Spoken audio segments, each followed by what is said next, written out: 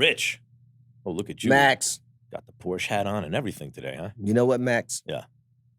Your name is Money Max now. This is my birthday gift from you. Happy birthday. This is like really sewn in. There's no white, you know how they have the white pasty up. No, this is No, listen, when you opened the donuts on your birthday and you said, oh, if it's Max, it's Loro Piana, I knew I had to, you know. Well, you know what?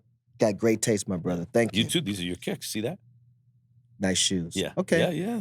The RPs. Well, I like that trade-off. The RPs. So Thursday night, we have a lot of NFL to get into. I know college football's coming up, but last night's game, Thursday Night Football, arguably the best game of the year.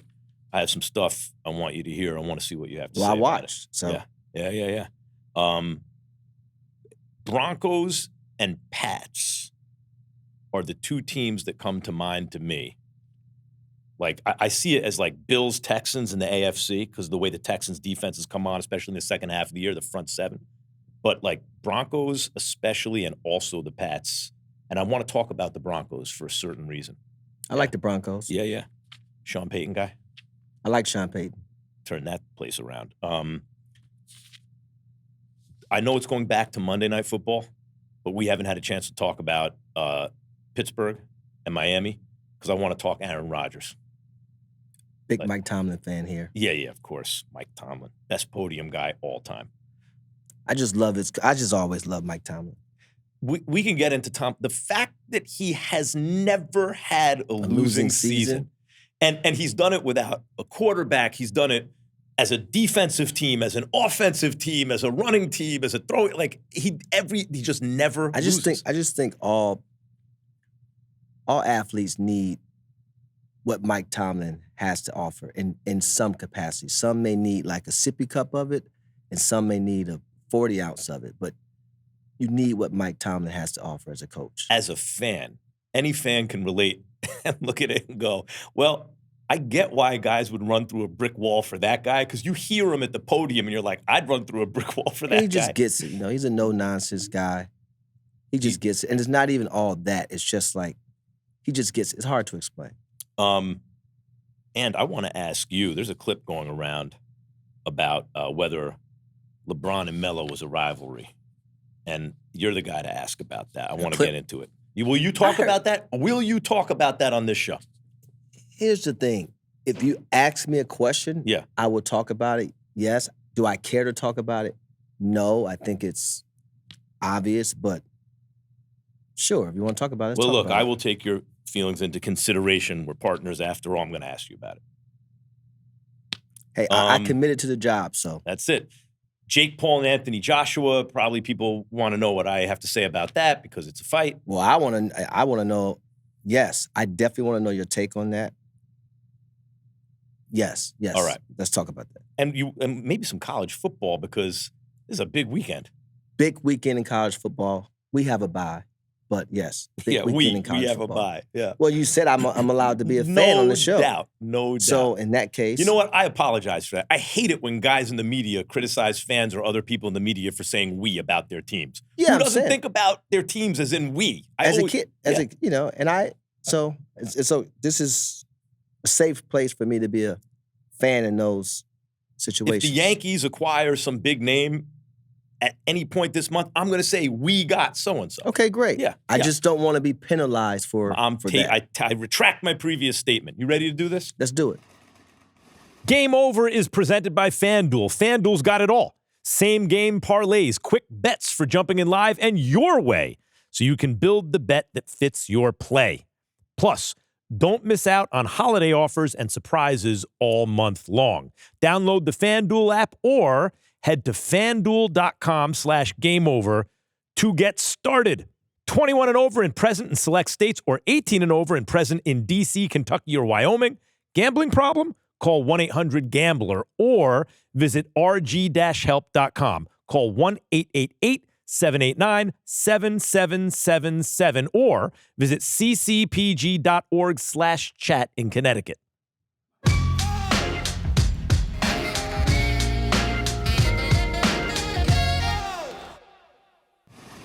A lot of people are saying last night was the best game of the year. It might have been. it's hard to argue against it considering the stakes and everything, right? I thought that and the Bills-Patriots when Josh Allen came back on them was also because there was they're significant, not just because of what they do in the standings and the seedings and everything, but because of like a larger sense of a narrative shift. And I'll tell you what I mean by that. The greatest moment in sports to me is when you learn something new, is when you think it's one way, but it turns out to be, it's the Marlowe line. You want it one way, but it's the other way. But it turns out to be another way. So I think about like, in this case, I'm talking about Sam Darnold. I think about a guy like James Harden. And people can say, well, Harden, there are extenuating circumstances. There's an excuse here. There's an excuse there. James Harden's been on a lot of great teams, really good, talented teams.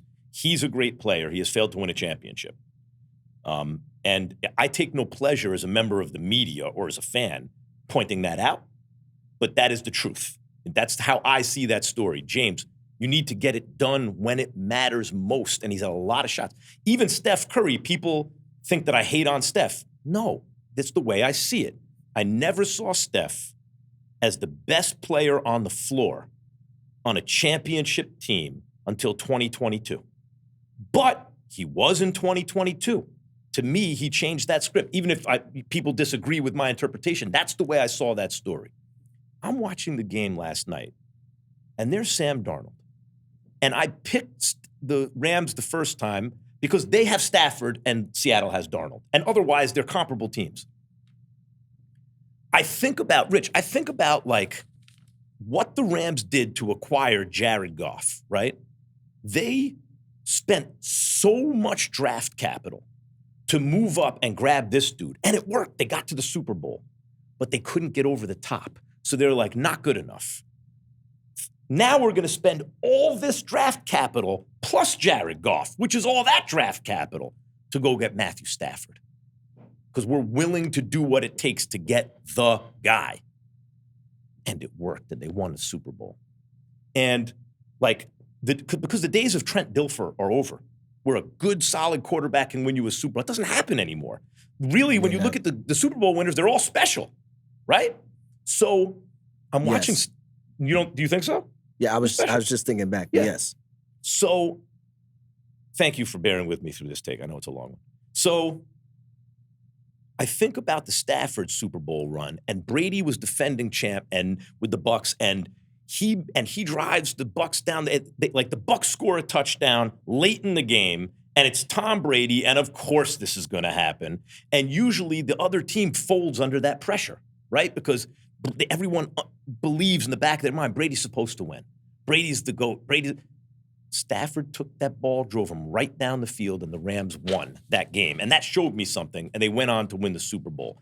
And so now I'm watching Stafford and Darnold, and I'm thinking, we know what happens here. And sure enough, Darnold throws some interceptions, and Stafford makes some great plays, and the Rams are going to win the game. Oh, excuse me, Shaheed with the punt return and another explosive play. And now, okay, Darnold, let's see what you got.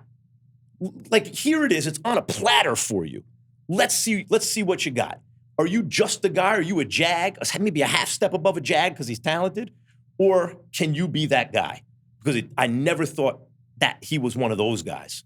After last night, to me, he just authored the first chapter in his own story. And Rich, that's what I love about sports, is these guys write their own stories. Yes, it was a Seattle defense. It's the coaching. I get that.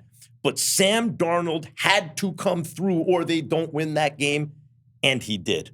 All right, that's it. Your reaction to Sam Darnold and the Seahawks last night. Well, I didn't know you was going to, drive in the school zone on that take, but it's fine. School zone all the way. But I would say I agree with you in terms of I look at Seattle the same way I look at the Texans. They are the team you don't want to play in the playoffs. And the difference maker on each, in my opinion, they have solid defenses. C.J. Stroud on one end, Sam Darnold's play on the other end. If Sam Darnold plays well like he did last night, you don't want to play the Seahawks in the playoffs. And I'm happy for Sam Darnold. Let me tell you why. because, like you said, I think sometimes we're too quick to write off specific athletes because of whatever the evaluation coming out of college was or what we think he should be and so on and so forth. And for Sam Darnold to take a step and go up 3-4 flights of being just a guy, that was impressive. And Mike McDonald, his idea of 2-point conversion, fourth quarter, 3 of them, to convert that to me is culture changing, or in this case, because Pete Carroll did an unbelievable job going to the Seahawks to actually change the culture. But enhancing that culture from Mike McDonald and his staff.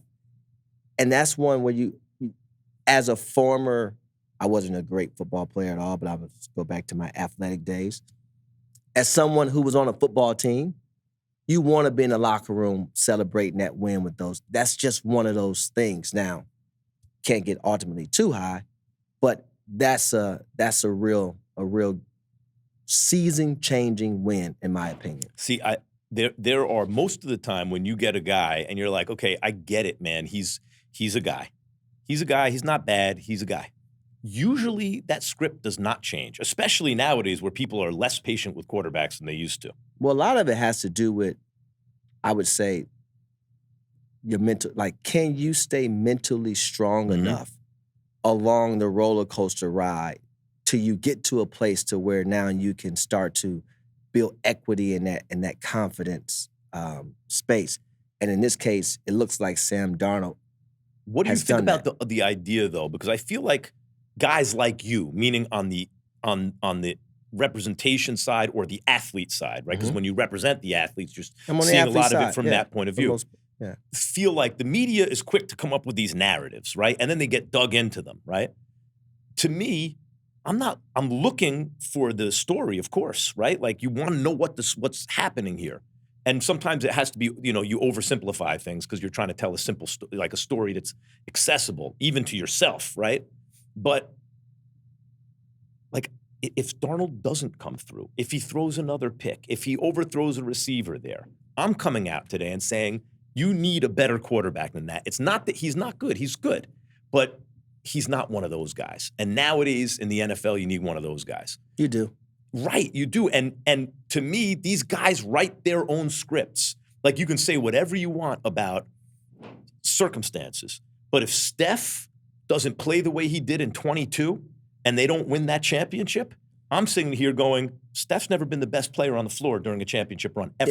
Yeah, I thought you were hating on Steph a little bit, Max, the first time around.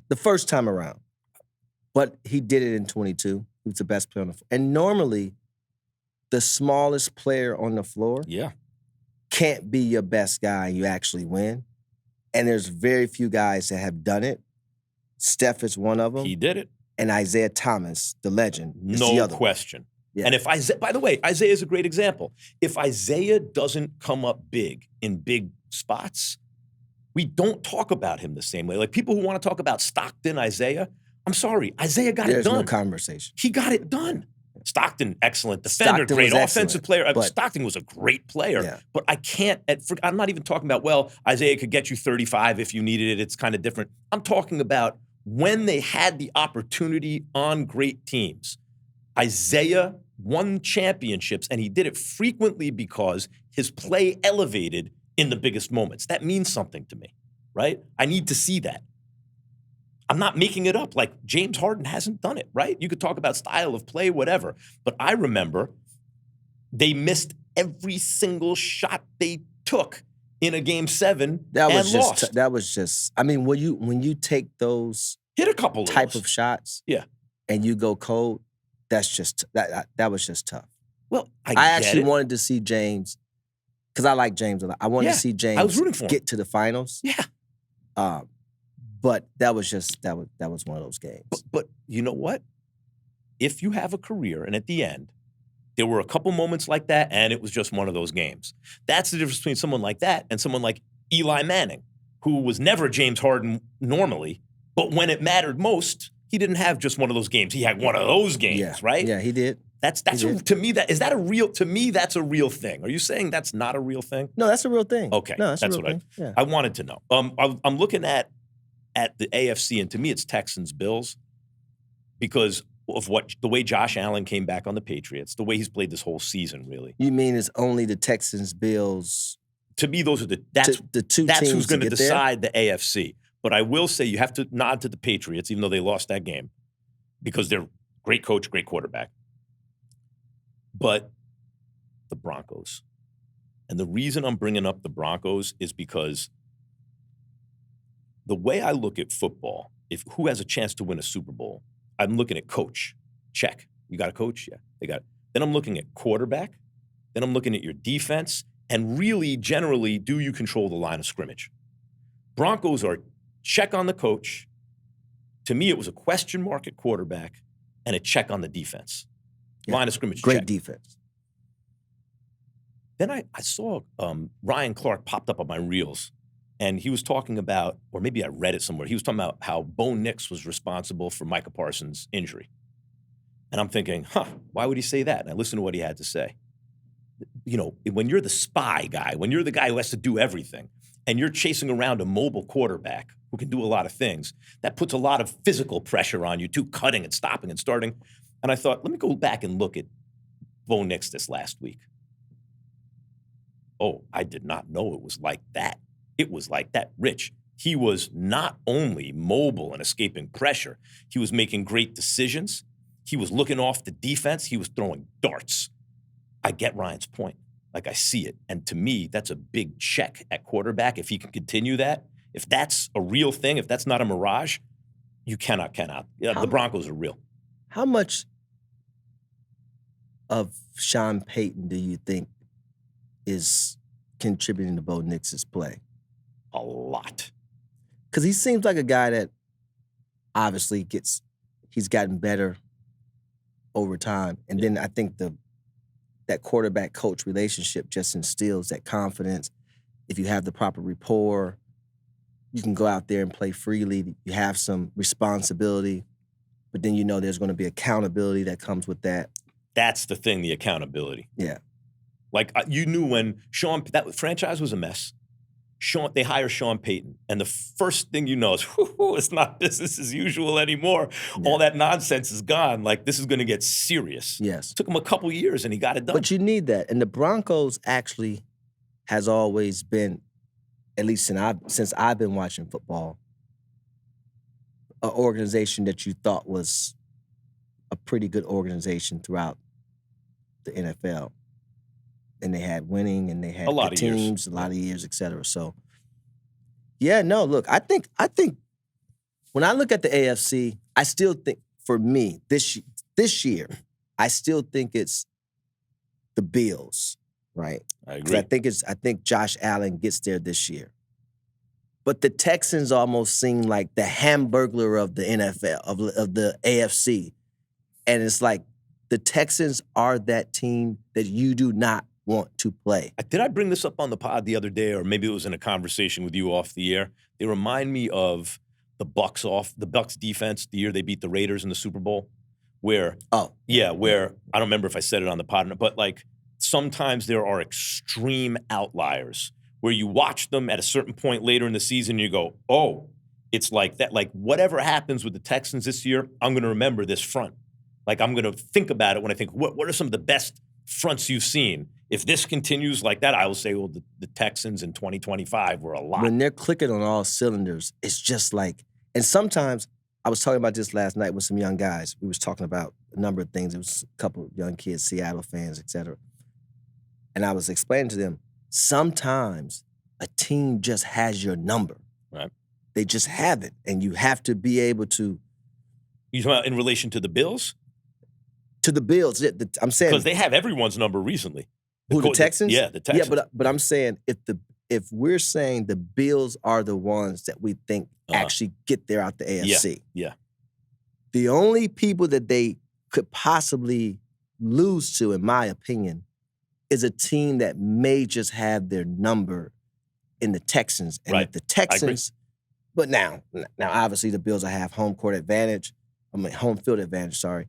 And that Buffalo snow is a whole. There's some mental things you have to get through there. So but the Texans gives them also an have advantage. a quarterback who you believe can be special. At least I believe in Stroud. I believe in Stroud. Stroud, since he was in college, I remember thinking, even when they would lose a game, I did not believe the game was over if he was in the game until the game was over. I always felt like they had a chance. And he's giving me the same feeling in the NFL. Yeah, because even with his rough patch this year, you never seen him get out of his hookup. Yep. He just didn't. He's and got that a little defense something they to him. have, Will Anderson, Neal Hunter, Stingley. When I look at that, and obviously that many more, but when I look at that defense, to me, those guys aren't just talented. Because, talent is one thing, and I've been through this with players, and I always say to them, it's so hard to win because it's not about what you do at the facility. It's as much as it is about what you do when you're home. You get to decide what those hours look like. So when you go home as a professional athlete, and we got this team coming up, if you in your mind say to yourself, you know what, we had film, I sat with my coaches after practice, etc. So now when I get home, I'm just going to do whatever I want. We're in trouble because this is not— That's such a good point. This is not an individual sport. If I don't go home and do the extra credit work for my teammates, we are in trouble. And I believe that those guys on the defensive end, the Will Andersons, the Neal Hunters, those guys, rally those guys and really have a group chat and talk about things because that's what the outcome is.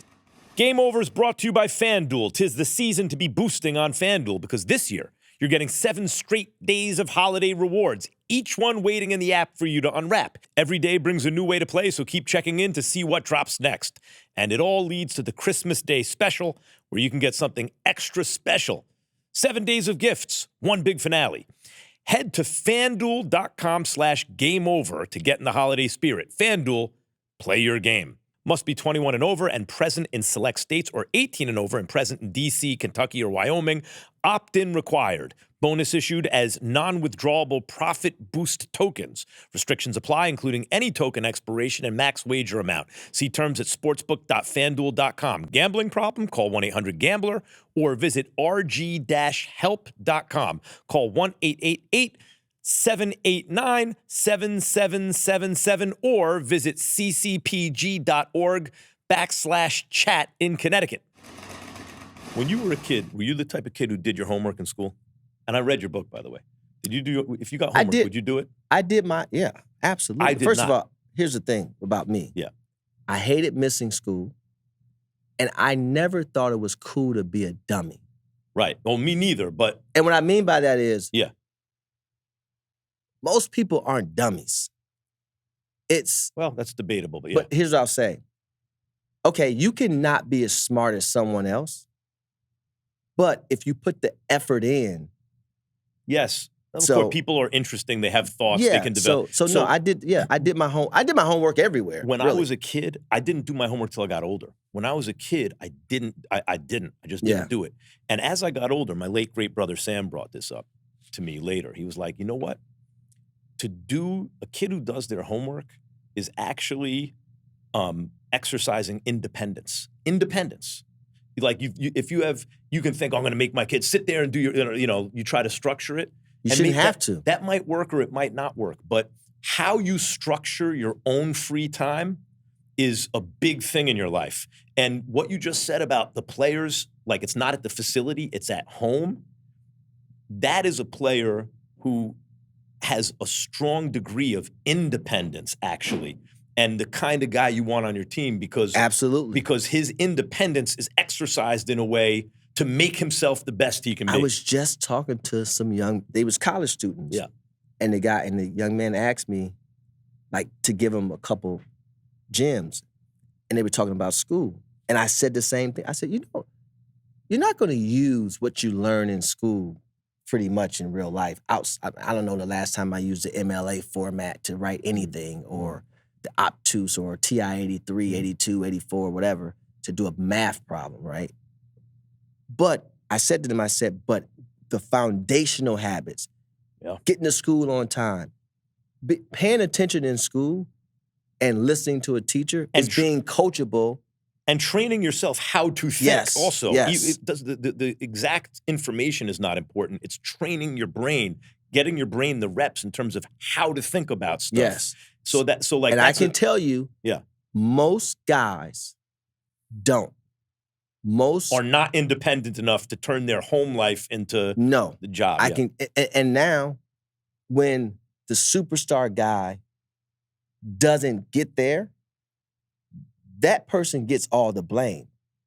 But what we're not taking into consideration is, what did the teammates do when they were at home? Because during the course of a game, you come out of a timeout, especially in basketball.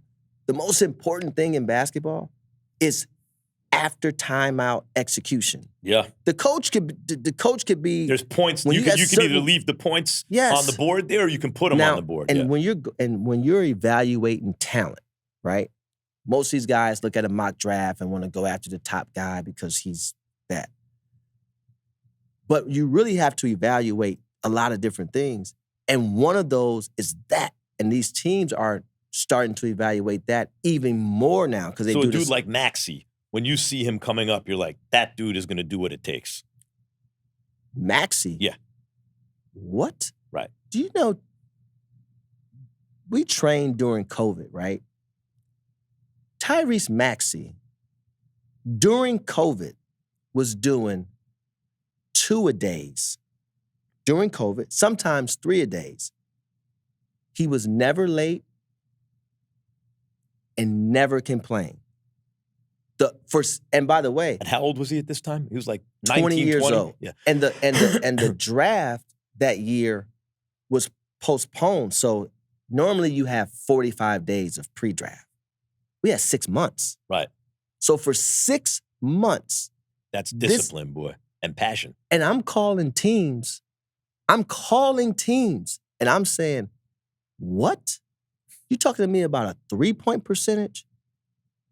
This guy. Everything's going to come. No, it reminds me of what Kobe would say about how he would be the same age as someone else who was almost like they're around the same level, but he would think, I'm going to get up, I'm going to get to the gym at 5 a.m., and I'm going to get 2 hours extra in before he does. I'm paraphrasing, but he goes, and then, 5 years later, that guy can never catch up to me. Philly was going to trade that pick.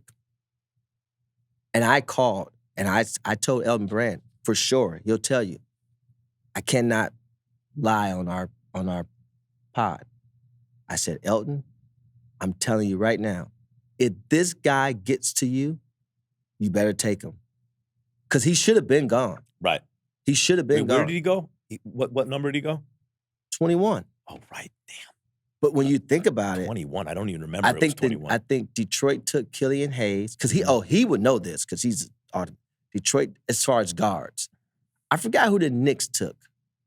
Was that the draft where they took French dude? Not Nicolina. No, it wasn't Nicolina. What draft? No, that was that? Donovan Mitchell's draft. Oh, that was the Donovan Mitchell draft. Yeah. No, but this draft, I forgot who the Knicks took. But the Pelicans took. That's how you say his name, Nicolina. Because the Knicks had 2 picks because they took quickly later on, but it was somebody they took before that. I don't remember. I'm having a brain freeze. I normally remember this stuff, but nevertheless, after a couple of years, I get the years confused. Yeah, and New Orleans took the kid from Alabama. Mm-hmm. It was a kid from Alabama. New Orleans took, and then it just kept going and kept going, and they got a high lottery pick, 21. Yeah. Oh yeah, I mean, if you did a redraft today. If you just did a redraft, we should do this sometime. Yeah. Ant still goes 1. Yep.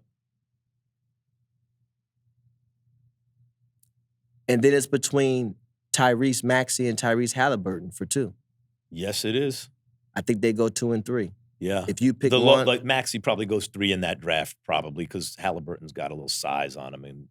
Great. In that case, I'd rather be 1 or 3. I don't want to be 2 in that draft. I want to be 1 or 3 in that redraft. But yeah. So that matters. Yeah. So there's one more thing on football, and then I got a question for you about this LeBron Carmelo stuff. that I want to get to because this is from Monday Night Football, and if I don't bring it up now, I don't know when I will, but it's been on my mind. Watching Aaron Rodgers against Miami on Monday. So I did a radio show, a morning show on ESPN radio with Keyshawn and Jay Will for a couple of years. And Key is an old school, like Parcells type football head. And, the greatest thing about this job is, and working in sports media, if I'm calling a fight, I'm sitting next to, Roy Jones or Andre Ward or Emmanuel Stewart, right? I mean, the education you get is absurd, right? If I do a radio show, there's Key and Jay Will, right? Like and you're around Key for 2 years. And everyone, the analytics guys could have their opinions about the old school football heads and vice versa. But if you think you're not going to get an education sitting next to a Super Bowl winner, number 1 draft pick, great player in his prime, all that stuff, who was like one of Parcells' favorites, you can't help but to get an education in football. And one of the things Key used to stress, and I grew up a Parcells fan, so I was a Giants fan, right? So to me, that's how football is done. Hold on. Sham is calling me again. I got to take this. I love these in-show calls. Well, it's my guy. When you call, yeah, of course. He's not calling for nothing. What's up? You got something? Because I'm shooting. All right, I'll call you right back. Did he say yes? No. You can reveal whether he said yes or not. Plead the fifth. Okay. Where was I?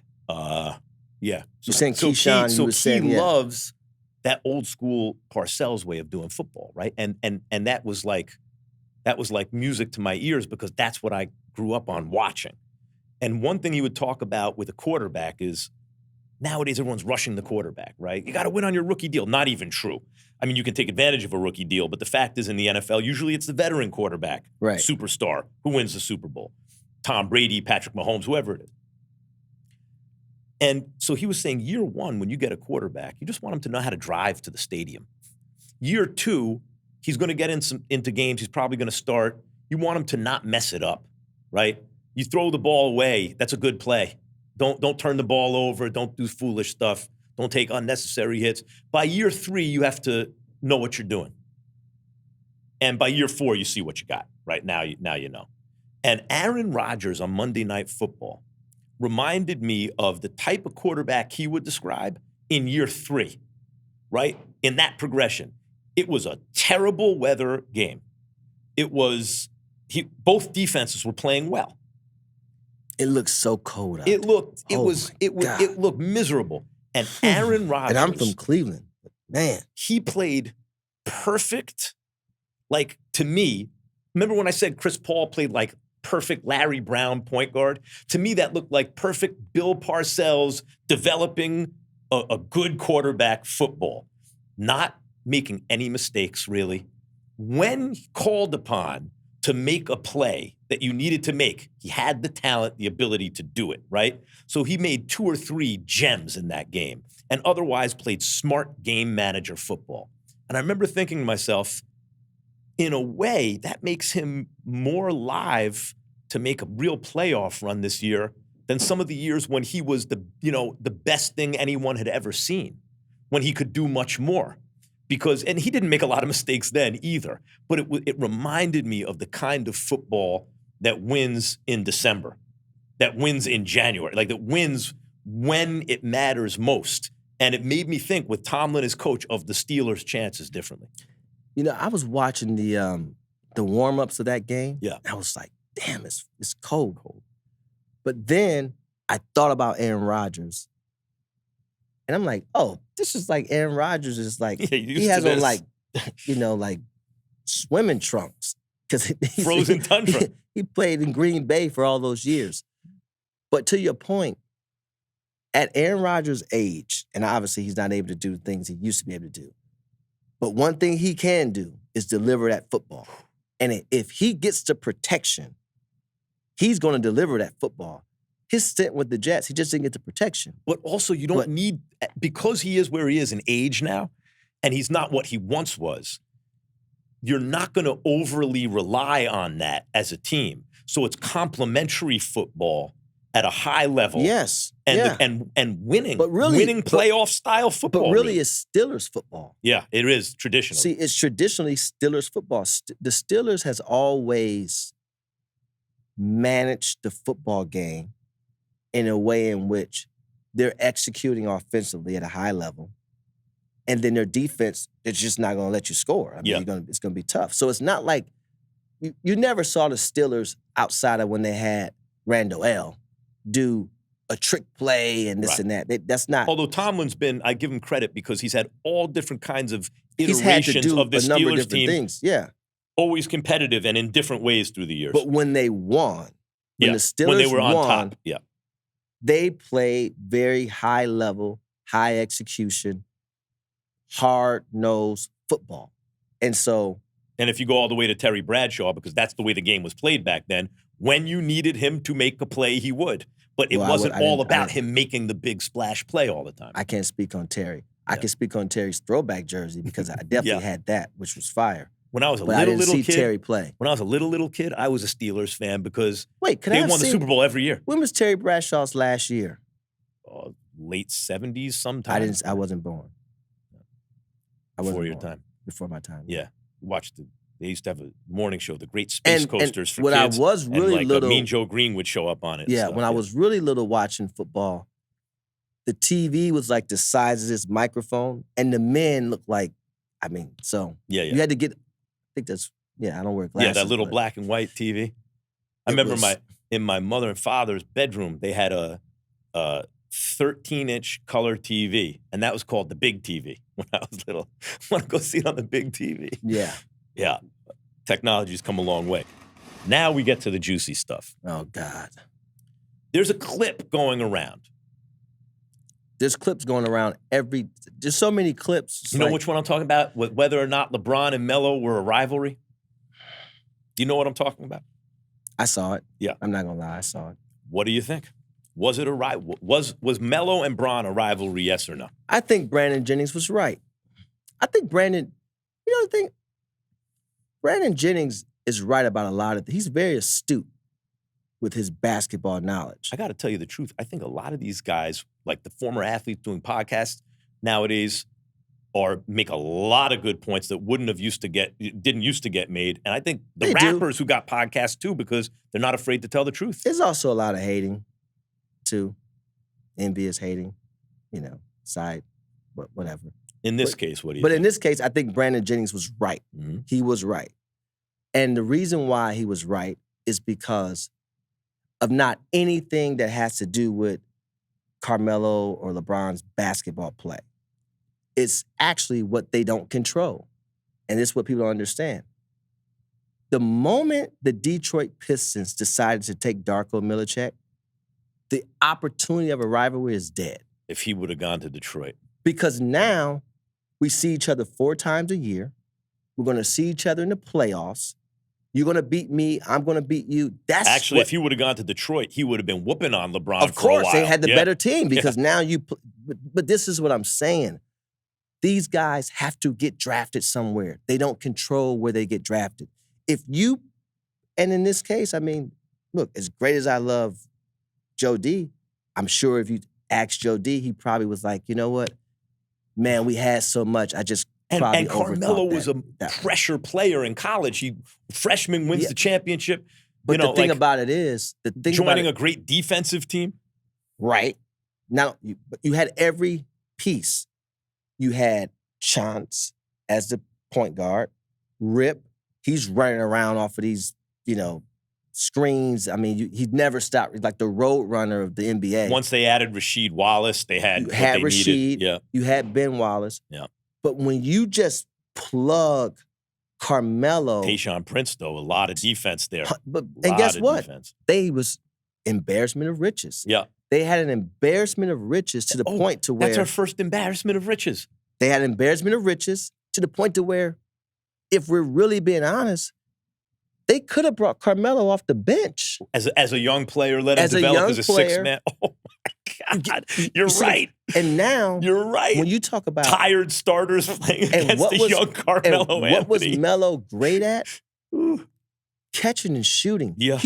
Carmelo. Well, offensively, he was great at everything. But what I'm just saying, his catching, he can adapt to any type of style offensively. Okay, you want to put a smaller guy on me? I'm going to post him. When he face up and rip through, at that young age, he was dunking it. Yeah. So I agree with Brandon Jennings because of that reason. But here's the thing.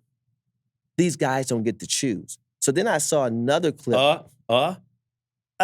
Not coming out in the draft. No, but then he faced a moment of truth later where he did get to choose when he was in Denver. I don't want to talk about that. That's a different story. But Rich, it's part of the story because when he looks at the Knicks and says, I want to go there, if the Knicks have the leverage, if they don't throw everyone into that deal, then when he gets to the Knicks, they got more in the cupboard. And maybe, who knows? Look, I think that.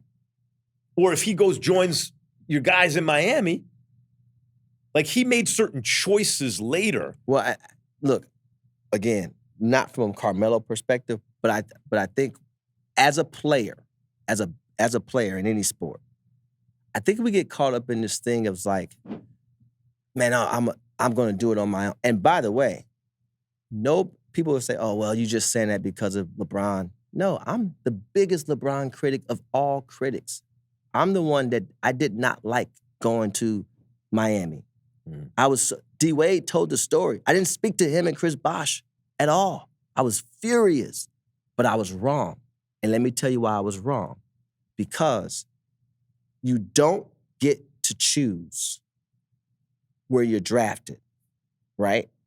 And in most cases, most athletes aren't evaluating all things because they don't have the autonomy. Mm-hmm. When you become a player that the market is the league, meaning my market is all 30 teams. Everyone wants me. Everyone wants me. That takes a different approach towards everything. Now you have to evaluate things a lot different because I had that opportunity. If you get there and you're not recognizing that opportunity, then that's on you because the mindset is to true luxury. People think, oh, luxury is costing a lot of money. It's having things that cost a lot of money. No, it's the way you think. And this is what I know. The luxury is having things cost a lot of money is that same guy who goes to Hermes and buy a throw and uses it as a rug. That's not a rug, guy. That's a throw. That belongs on the back of your couch, right?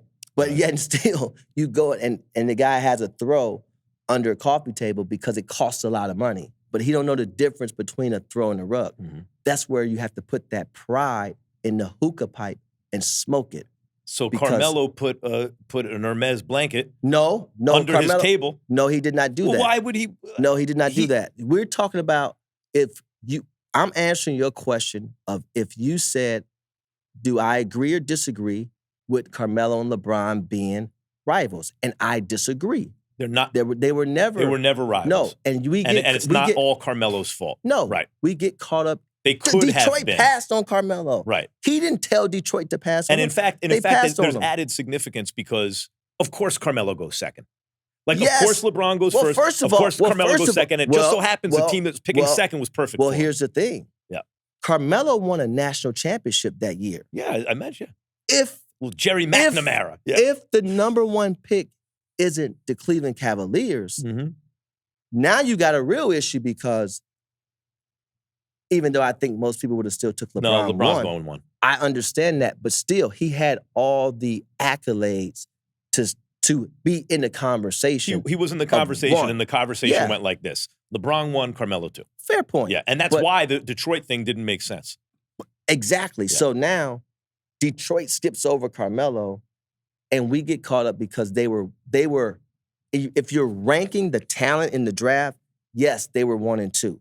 So we want that to be a rivalry, right? But there was no. It's Carmelo's. No, so in the first 6-7 years of his career, through no fault of his own, he wasn't in the right situation. They never really met up in the playoffs. After that, he could have made better choices. That's on him. Okay. I had nothing to do with that. But what I'm saying is the rivalry was not there because of that whole thing. Now, once either you got to meet in the finals or you have to meet in the playoffs. The other thing too is over time, it definitely wasn't a rivalry because LeBron was skipped over. Like, a lot of things were skipped over, and he went all the way here to people that wasn't even his peers. He was being held to a standard of people that wasn't even his peers. One was gone, was a ghost, in Michael Jordan, and the other one was Kobe, right? And we all wanted that when the Muppets came out, the commercial, and they wanted to play in the finals in 2009. And again, going back to, I think I seen somebody say something, I'm like, no. When they lost in 2009, that had everything to do with the way they lost in 2008. When the Cavs lost in 2008, they lost to a Celtics team that had P.J. Brown played out of his mind in that series. Right. You had Come on, the Cavs did right. not. The Cavs shouldn't have even gotten as far as they did. But here's what I'm saying. Then you come back 2009, preparing for who? The team you lost to in 2008. Right. And you run into a team with 1 in and 4 out in terms of the Magic, Turkoglu, Rashard Lewis, Nelson, and they had what's my guy name? In 09? The French kid, Michael. Forgot his name, and then they had Dwight Howard. So now for the 09 Magic roster. Yeah. Oh, the Dwight Howard team. Yeah. But now you think you're about to run up against this 08 team, because just because a team got to the Eastern Conference Finals you're built last year, for one team and you run into another. And also Dwight Howard was at his absolute peak. Yes, but it didn't matter because you don't have the personnel. Yeah. So now, what I learned from that thing at that moment was, and this is what I always talk about, you have to have depth, enough depth to fight any style. Mm-hmm. You have to be able to fight any style in the playoffs. And then you have to have players that are willing to understand, especially 6 to 10. If you're playing a 10-man rotation, probably 8-man rotation. But if you have the depth to go 10, okay, great. Or 9, great. That guy, those guys in that 6 to 10 range, they have to be willing to understand this may not be my series and I may not play. Because I'm going to tell you, when the Cavs when they made the trade for Iman Shumpert and J.R. Smith, they was not making that trade. The trade was going to be Andre Roberson from the Thunder. And I remember talking about this. And I always liked J.R. Smith with a LeBron team because I felt like if he just concentrated on being able to catch and shoot, you've seen him in McDonald's game or whatever. We were at Atrium. This before, with Ronnie Feig, who now owns Kith. Before it was ever a Kith, we was at Atrium, and I was there with Randy, and I was there, and I just happened to run into JR. I never know I was going to see JR. But I had been having these conversations. And it all boiled down to if they felt like, man, you bring in JR along because he had whatever baggage at the time, et cetera. And I'm like, no. Athleticism and shooting is what's always needed. Athleticism and shooting. And I left out the store, and before I left, and JR contested this, I said to JR, see you in Cleveland. I said to JR, see you in Cleveland. He's like, what? He has no idea what I'm talking about. And I say to him, see you in Cleveland. And I think it was like a couple weeks later, he get traded. But they didn't want J.R. Smith. J.R. Smith was a throw-in to that trade. And the only reason why they really decided to make the trade was because we knew that we can handle J.R. Smith in terms of LeBron knew he can handle J.R. Smith in the locker room. And I'd known J.R. since he was 17 years old. You get what I'm saying? So the talent that JR had to just even be able to acquire him. Yes, but what I'm saying is, at that time, the talent wasn't manifesting. Yeah. But it was still like, I'm just telling you from where I was sitting, oh, they got J.R. Smith?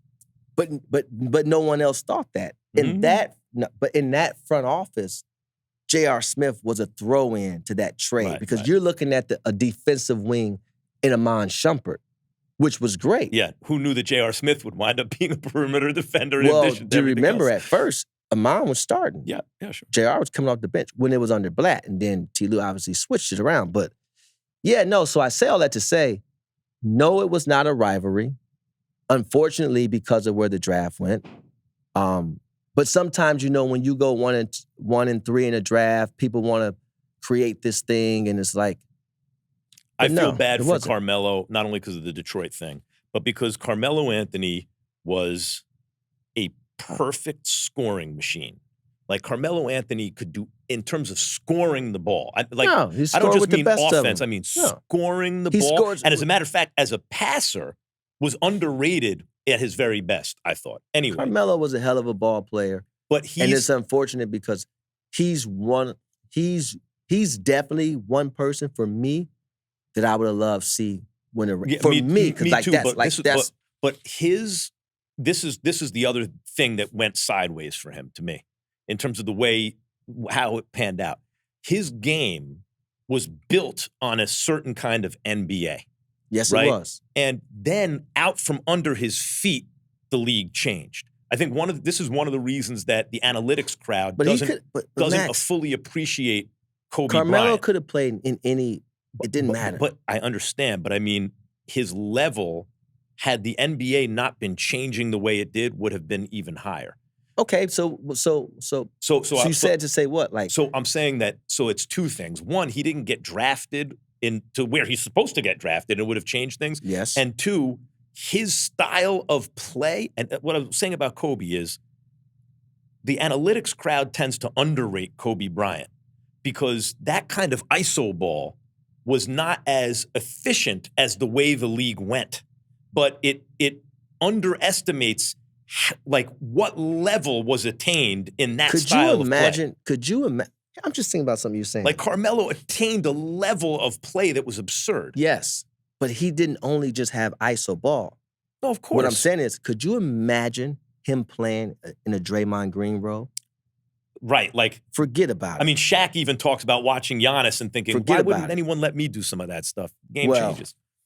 But when the game changes out from under someone's feet, like in the middle of their prime, it's tough to adapt to that. When you can shoot the ball the way that Carmelo Anthony could shoot the ball, there is no game changing. Shooting you could always translates, figure it out. Yeah. Whether it was George Mikan or Wemby, it don't matter. So we have a big sports weekend coming up, and real quick, Jake Paul, Anthony Joshua. Now I want to ask you about that. Yeah. Mr. Boxing expert. Yeah. Why would Jake Paul fight Anthony Joshua? Good question. Jake Paul starts his career as a YouTuber. He's a Disney kid, right? First of all, this dude's got, people are like, pro or con Jake Paul? Pro Jake Paul. Jake Paul takes the sport seriously, trains seriously. He's a big puncher. And I would say he has developed himself into a solid, if he wasn't famous already, he's a solid, like, 8-round cruiserweight puncher, right? But if you're Jake Paul and you got this multi-million-dollar business by fighting another YouTuber, how do you keep selecting opponents to capture the public's imagination? You can't just fight another boxer. You're not experienced enough in the beginning. And the type of dude you'd match up with has no name because he's also inexperienced. You can't make a big event. So he's a brilliant guy this way. He's like, okay, first I'll fight another YouTuber. Now I'll fight an athlete. Not good enough because he's too much. He's too good for them. He's serious. Now I'll fight a combat sports athlete, but not a striker. I'm not up to that yet. Does that. Now I'll fight a combat sports athlete who is a striker, but he's old, right? He did that a couple times. Eventually, he works himself up into fighting another boxer, Tommy Fury, Tyson Fury, the heavyweight champ's half-brother. And he's also like a reality star, and he's not necessarily a full-time, but he's like, he can box. And he beats Jake. That's Jake's loss. Now Jake goes back to fighting the combat sports strikers again. He builds himself back up, fights a few actual boxers, fringy kind of boxers. But now he has to keep making big events, right? So what does he do? He takes a great fighter who's ancient, Mike Tyson, almost 60 years old, right? That got so many views. That was crazy. Still was Mike Tyson. A monster. It's so crazy how how dynamic and how much of a draw Mike Tyson No is. question. Still, we know it's Mike Tyson. He cannot do anything in the ring that he remotely ever did. Ridiculous, yeah.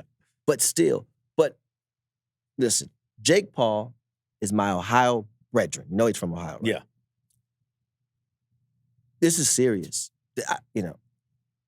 What are you doing this weekend? I mean, I'm sure you got to watch this fight. Yeah, tomorrow night I'm going to actually someone who's on the show on the boxing show with me, Inside the Ring, is hosting. Mike Cotton Hosting a fight party? Yeah, you want to come Friday night?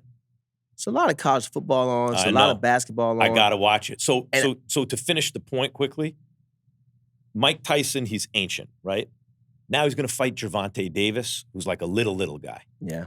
And when that fight fell apart, he had the guts to say, "Okay, you want me to fight a guy bigger than me, Hey, who's like not I ancient?" tip my hat to the brother. But if he gets out of the first round, he wins. This is a real guy. Anthony Joshua fought Francis Ngannou, who was a big-time UFC fighter and a striker and a big, strong dude, and almost decapitated him. And Jake Paul is half a foot shorter than Anthony Joshua. Well, he's outweighed by 20 or 30 pounds. He has very little experience. AJ is an Olympic gold medalist. He's a former heavyweight champ. Listen, if Jake Paul makes it to the third round, that's the same thing as winning. he's going to need, again, my Ohio brethren, he's going to need a really hot bath. Yeah. Really hot bath. And speaking of hot baths. Yes. Because, I've been playing all this golf and my back. But I always wondered this. Why is it that when a woman takes a bath, why is the water so much hotter? They need it so much hotter. No, it's like scorching hot. Or if you get into the shower with you, it's like I can't. But the I can't shower take is it that one hot. thing. At least No, it's too hot. But here's what I'm saying. It's too hot. With the shower, you can dance in and out. With Scalding. a bath, my mother, it's like, man, I miss my mother so much. What made you think of this? But because I've been having to, Oh. because playing golf, you get sore a lot and you have to take a bath. Does Adele draw a bath for you? How's that work? Come on, Max. Well, Come you on, brought it Max. up. I didn't bring it up. All I'm saying to you is this. When I was a kid, my mother used to run the bath water. Yeah. And it was one of those things where I'm damned if I don't and I'm damned if I do, because there's, obviously there's only one bathroom in the house. There's a traffic jam getting into the tub. Right. Right? You have to get it in and out quick and wash the tub out quick to get the next kid in there. But the water is so hot, I can't get in. So now I'm on the clock. Right. Gotta What take like happens an if you don't get in? I mean, You catch it from your mom. today, if what happened that I did get, Yeah. yeah, of course. Well, yeah. Child Protective Service. Yeah. All day. of them will All show up, day. like Yeah, the same, SWAT same, team. Same, Yes. by the way. Same. But what I'm saying is, now I have to decide. And the water was always so hot. Yeah. And then even It's like the currently, scene where it's whatever is coming to get and they get to the cliff, I and felt like you look at Eddie who has come, Murphy or on do you jump off the SNL. cliff? Like Yeah. this is not a hot tub. This is a bath. This is crazy. Yeah. So I'm at this inflection point. But yeah, so I've been having to, because it's Yeah. just a whole long story. But So yeah, now I'm you gonna can watch. make the bath the way you want. But now I actually want the water hot, and I can't. Yes, I'm caught between a So rock and a hard place here. You brought up Friday night, or it's Friday night tonight.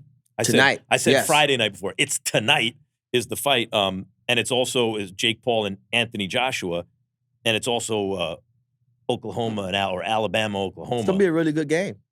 I'm picking Alabama, but I think I like all the home teams this weekend. Is Mateer playing? Yeah. Yes. Yeah. Okay. Well, I'm picking Alabama, but if Oklahoma won, I wouldn't be surprised. How about You could that? say that about Miami and Texas A&M too. Texas A&M is tough. I like. Miami's deep.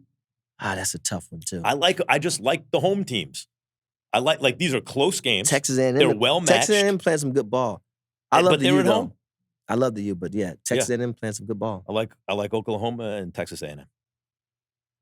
It's gonna be a good weekend though. Yeah, for sure. We'll see if we can't get you over to the fight. What time the fight is tonight? They walk Or at does like it start? 8 o'clock local time. Is it little going to start on time? You know, sometimes No, things- probably won't. I'm guessing 8:30. 8:30? Yeah. All right, I'll text you. All right. I'll text you. I'll see you on Monday if not. If not, no. Oh, no. You know, we're going to see each other this weekend. Yeah. All right. We'll see them on, or they'll see us on Monday. Monday, yeah. Perfect.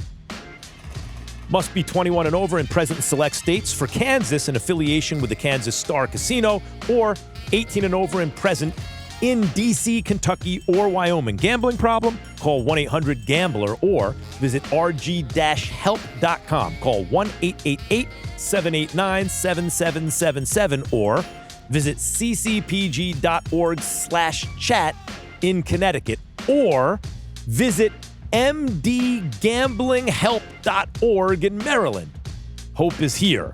Visit gamblinghelplinema.org or call 800-327-5050 for 24/7 support in Massachusetts or call 1-877-8-HOPE-NY or text HOPE-NY in New York.